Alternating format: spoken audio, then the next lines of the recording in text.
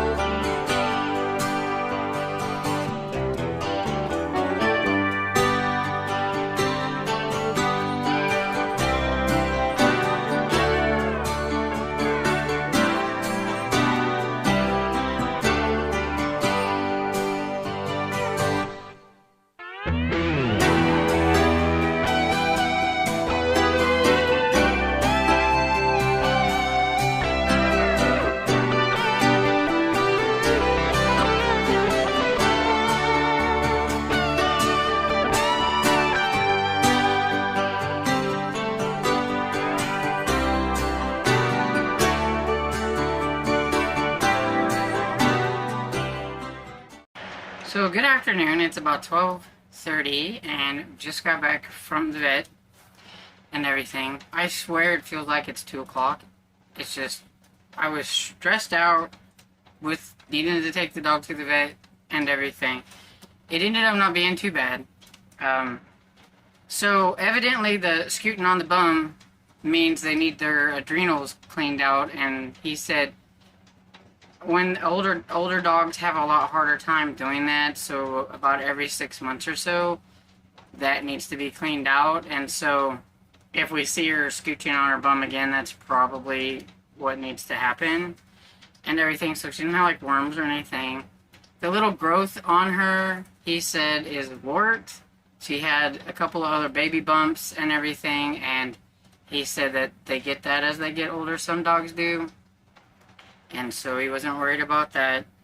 She does have some arthritis, and so now we have a dog aspirin. She has to take a half of one every day for the next 10 days. If that seems to help her, she's a little bit more rambunctious and everything, then it might be like a regimen that we have to do and everything to keep her going. I don't know, we'll have to see. But, and her mouth, like, I thought she was having trouble, but he said that her teeth looked fine except for some, like, tartar buildup, and, that there wasn't, like, no infection or in her gums or anything. So she's just old, and so she's just not getting around quite as well, maybe. And the heat, he said the heat could be also affecting, things, to keep a fan on her and things like that. So overall, pretty good news. She wasn't, nothing wrong with her that I thought I was really worried over, like, that little growth on her and everything, that it could be something worse. But, so, yeah. It was a nice vet overall. I've never met that one. We went to the same place, but usually it's a female vet that we see, and she's actually somebody that goes to our church, and so I thought that's probably who we'd see, but it was a guy, and he seemed pretty friendly. So that's over. I can quit stressing about that for now and everything.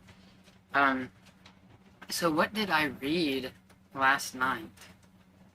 I worked some on Unknown Threat by Lynn H. Blackburn, but I don't know exactly where I'm at. I think I'm into the 20% part. Keen Cat had some reading sprints, and so I did a little bit with her reading sprints. Mainly, I finished watching Setup. That was one of the things that I did during some sprints that she was doing, and then I worked on Unknown Threats for a little bit, and it's okay. Not quite a lot of suspense going yet, or anything. It's just some build-up. There's still, like, about 9 hours left in the audiobook, so we still got a lot of time and everything, so we'll see how that goes. I finished the story in the Mammoth Book of Pulp Action. The story was The Kid Clips a Coupon, and it's by Earl Stanley Gardner. And up here at the front it says, The Kid Clips a Coupon by Earl Stanley Gardner, 1934, by Popular Publications. First appeared in Detective Fiction Weekly, April 1934. Reprinted by permission of the Curtis Brown Ltd. So this story was from 1934, one of his short stories in a detective magazine. So that was pretty cool. And it's quite different than like the Perry Mason books that I'm used to.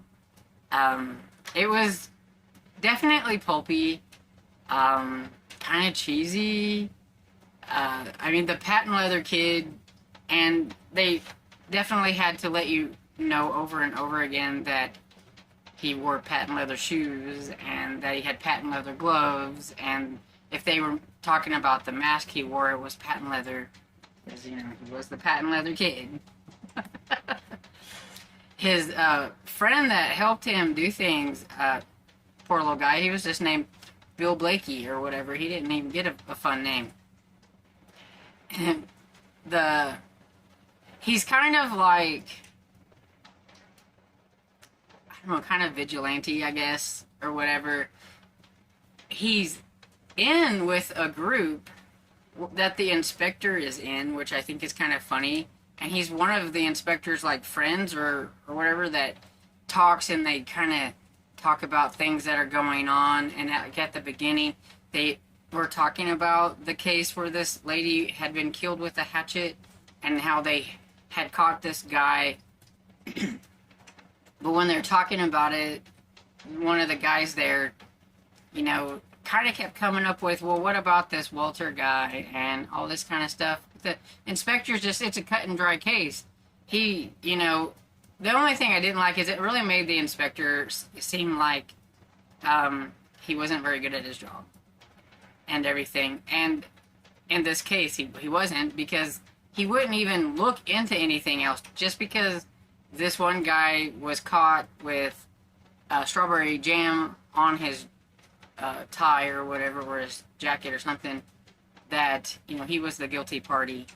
Even though this Walter guy was seen at the crime scene at the same time and everything, he wasn't ever, like, a suspect or anything. And so this other guy is like, he's pretty sure that the one guy is innocent. He's going to look into this other thing. And it turned out to a whole thing. There was a shootout. There was all kinds of stuff going on and everything at the end. It was definitely very pulpy and a little cheesy, but it was fun. And so the next one is Goodbye Hannah by Steve Fisher. I have never heard of Steve Fisher. And at the beginning here, when it tells you about, like, where the story comes from, this one, it just says it's reprinted with permission from Scott Meredith Literary Agency. So evidently it never got into a magazine. I don't know. But we'll give that one a try. I think that one's about 13 or 14 pages. It's very short. A lot shorter than the Earl Stanley Gardner one. And yeah, I think that's pretty much everything that I haven't done any reading today at all. I mean, we went and visited Bill, and then we came home and relaxed a few minutes before we had to take Dresden to the vet. And then we just got home just a few minutes ago before I jumped on here to do my intro and everything and let you know what was going on. And we haven't had lunch yet, so that is what I'm going to get off here and do now. Is I think we're going to have some grilled cheese sandwiches, something easy and light and everything. And I will catch y'all later.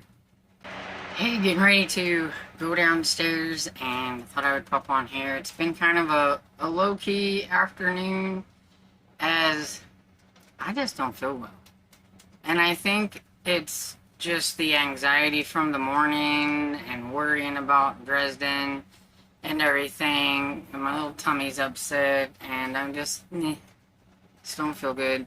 I get very anxious going to places I'm not familiar with, and I don't take Dresden to the vet very often, and I'm not really familiar with the vet that much. And I mean, I don't even like calling places I don't know and stuff. I get very anxious and anxiety whenever that kind of situation. You guys might think that I'm not shy, but I'm like super shy. I'm like so shy that, like, my whole like body starts kind of like shaking when I have to do something. Yeah. I've gotten used to talking to the camera and on lives, but man, you ought to see me when I first started the lives. Like my armpits would sweat like really bad.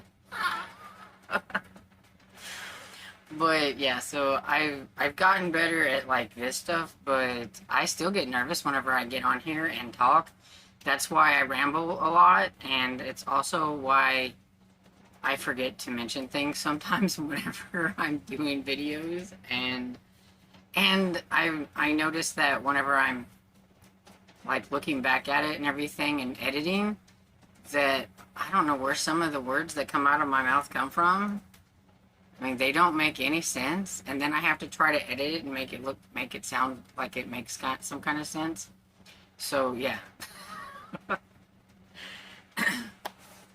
So I have listened to a little bit of Shoot Don't Shoot.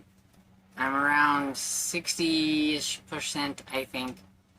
I got a little bit to go. The gals have been chatting up a storm on Discord there, and I'm really curious to see what they're chatting about, but I got to get to my part first. But I'm a little behind since I didn't do any reading this morning, so that's what I'm working on right now. And yeah, that's pretty much it. And I don't have a whole lot to talk about. So I'm going to go downstairs and round something up for supper, which I think is probably going to be pancakes, because let's face it, I didn't put anything out to thaw, and I don't really feel like much, and pancakes are easy. And Dad will love it, so. He's popping back in for the last clip of the day, and I was working on Shoot Don't Shoot, and let me tell you, I just wanted to continue on, and it was really hard to stop. I actually might have went past my stopping point, because the ladies were stopping about 77%, which was like chapter 21, I think, and I was in chapter 20, or I was in 78%, and I was like, ooh, I gotta stop, but I want to keep going, because I need to know who done it. I need to know, so definitely can't wait for tomorrow to finish that up. But it's been really good, because, like, it's been really hard to figure out. Some of the suspects, you think maybe, but you always, Jance is really good at that, like, end twist, where you think you might have it all figured out, and then it ends up, like, totally sidewinding you, and so I'm waiting for that. Like, I'm kind of getting to where I kind of figure out how she does certain things, so, like, one of the suspects, I was like, I bet this person is not it, because you want it to be that person.